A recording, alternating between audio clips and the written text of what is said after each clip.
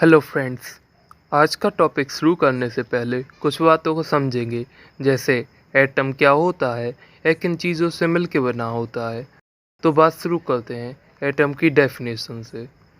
Atom is invisible, मतलब अदृश्य particle है जिसे हम सामान्य आंखों से देख नहीं सकते, और अनकटेबल, मतलब जिसे हम दो टुकड़ों में बांट नहीं सकते, और अनकाउंटेबल, मतलब जिसे हम गिन नहीं सकते, अनडिस्ट्रक्टिबल, मतलब जिसे हम नष्ट नहीं कर सकते, उसे हम एटम कहते हैं।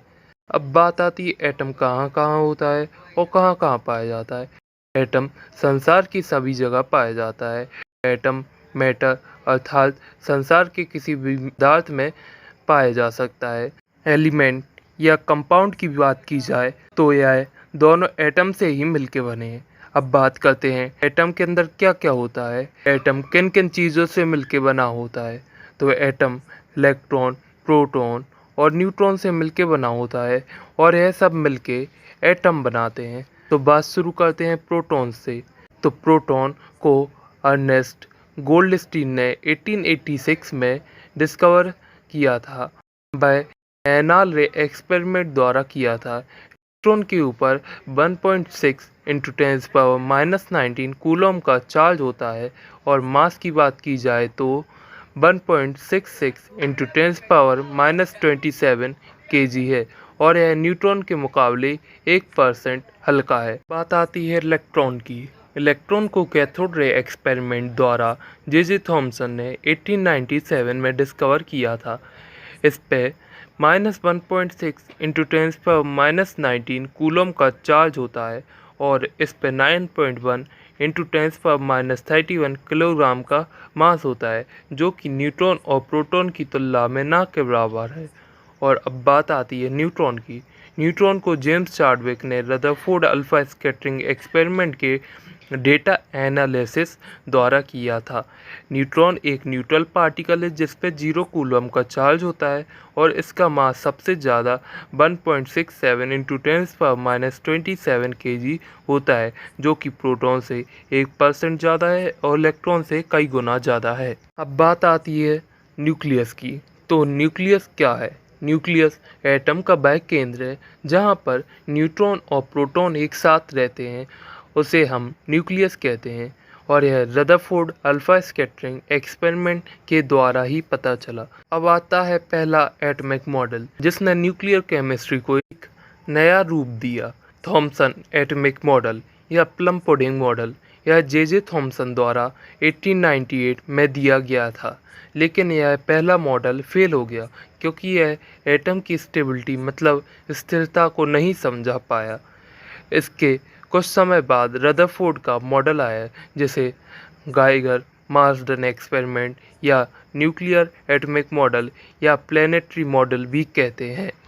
तो आइए कुछ जानते हैं रदरफोर्ड के बारे में। अर्नेस्ट रदरफोर्ड का जन्म 30 अगस्त 1971 में हुआ और मृत्यु 19 अक्टूबर 1937 में हुई। इन्होंने रदरफोर्ड एटॉमिक मॉडल दिया, प्रोटॉन की डिस्कवरी में मदद की, एटॉमिक न्यूक्लियर और अल्फा स्कैटरिंग एक्सपेरिमेंट में भी इन्हीं की देन है। इतने बड़े साइंटिस्ट हैं तो न्यूक्लियस की डिस्कवरी के लिए नोबेल प्राइज़ मिला और भी पुरस्कार मिले, जैसे हेक्टर मेडल, कूपी मेडल, उनमें से कुछ एक हैं। रदरफोर्ड ने जे थॉमसन के मॉडल के आधार पर एक्सपेरिमेंट किया और जो सोचा था उसके कुछ विपरीत इस प्रकार हुआ। अब आते हैं रदरफोर्ड अल्फा स्कैटरिंग एक्सपेरिमेंट पर। उसके लिए कुछ सामान की ज़रूरत थी, जैसे कि गोल्ड फॉयल जो कि 10⁻⁻8 मीटर पतली हो। और अब प्रश्न आता है कि गोल्ड फॉयल को ही क्यों चुना?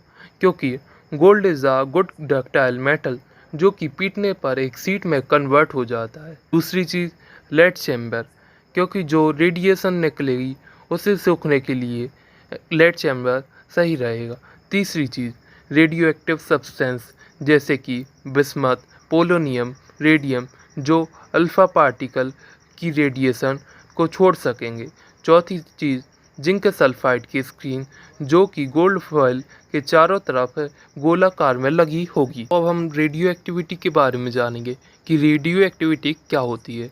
तो यह तेज़ी से निकलने वाले एनर्जी पार्टिकल की एक रे है जिसमें alpha radiation, beta radiations and gamma radiations निकलते हैं और अल्फ़ा रेडिएशंस का इसमें यूज़ किया गया है। तो अल्फ़ा रेडिएशंस का या अल्फ़ा रेस का एक साथ 2 प्रोटॉन और 2 न्यूट्रॉन के निकलने वाली रेस को अल्फ़ा रेस कहते हैं। इस एक्सपेरिमेंट में रेडियो एक्टिव मटेरियल को लेड बॉक्स में रखा जाता है और अल्फ़ा रेडिएशन की एक बीम को छोड़ा जाता है।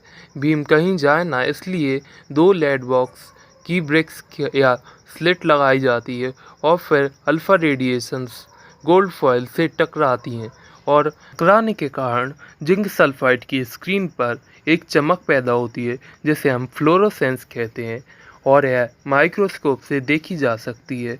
इसमें मोस्टली पार्टिकल स्ट्रेट मतलब सीधे चले जाते हैं और कुछ थोड़े डिफ्लेक्शन से टेढ़े चले जाते हैं और बहुत ही कम 180 डिग्री के एंगल पर वापस आ जाते हैं। अब इस एक्सपेरिमेंट के जो ऑब्जर्वेशन थे वो कुछ इस प्रकार थे, जैसे 99% पार्टिकल सीधे चले गए मतलब डिफ्लेक्शन एंगल उसका 0 डिग्री था। कुछ अल्फ़ा पार्टिकल 0.14% मीन्स 1 डिग्री से ज़्यादा डिफ्लेक्ट हुए और कुछ 8000 में से एक अल्फ़ा पार्टिकल 90 डिग्री के एंगल पर डिफ्लेक्ट हुआ और 10 लाख में से एक अल्फ़ा पार्टिकल पूरी तरह वापस आ गया मतलब स्कैटरिंग एंगल 180 डिग्री था। अब ये स्कैटरिंग एंगल क्या है? तो यह वह एंगल है जब अल्फ़ा पार्टिकल अपनी ओरिजिनल पोजीशन से कितना डिस्प्लेस होते हैं।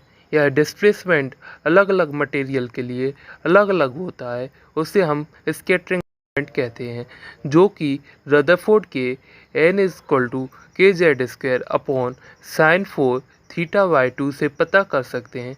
इस एक्सपेरिमेंट का सारांश यह था कि एटम में ज़्यादातर जगह खाली होती है क्योंकि 99.86 अल्फ़ा पार्टिकल सीधे चले जाते हैं विदाउट एनी डिफ्लेक्शन।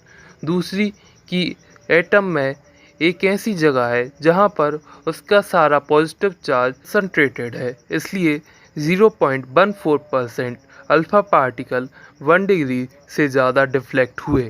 तीसरा कि जो मास है वह एक छोटी सी जगह पर एकत्रित है और बहुत ही डेंस है, इसलिए 10 लाख में से एक अल्फ़ा पार्टिकल 180 डिग्री के एंगल से वापस आया। इसे एटम और न्यूक्लियस की साइज़ का पता चला। चौथा यह है कि अलग अलग मेटल के लिए स्कैटरिंग एंगल अलग अलग होता है क्योंकि उसके न्यूक्लियस पर उतना ही पॉजिटिव चार्ज होगा और अल्फ़ा पार्टिकल को उतने ही एंगल पर स्कैटर करेगा। पांचवा यह है कि न्यूक्लियस इलेक्ट्रॉन को खींचता है पर न्यूक्लियस की तरफ इसलिए नहीं जाता क्योंकि इलेक्ट्रॉन सेंट्रीपिटल फोर्स को सेंट्रीफ्यूगल फोर्स में कन्वर्ट कर लेता है। और अब आते हैं ड्रॉबैक्स पर या कमियों पर कि इस मॉडल में क्या कमी थी जो फेल हो गया। रदरफोर्ड ने यह कह दिया था कि जो इलेक्ट्रॉन है वह एक्सलेट होता रहता है, इसका मतलब कि वह रेडिएशन को भी एमिट करेगा या छोड़ेगा, तो इलेक्ट्रॉन एक समय के बाद न्यूक्लियस के अंदर चला जाएगा और न्यूक्लियस का एग्जिस्टेंस खत्म हो जाएगा। Thank you so much for watching this video.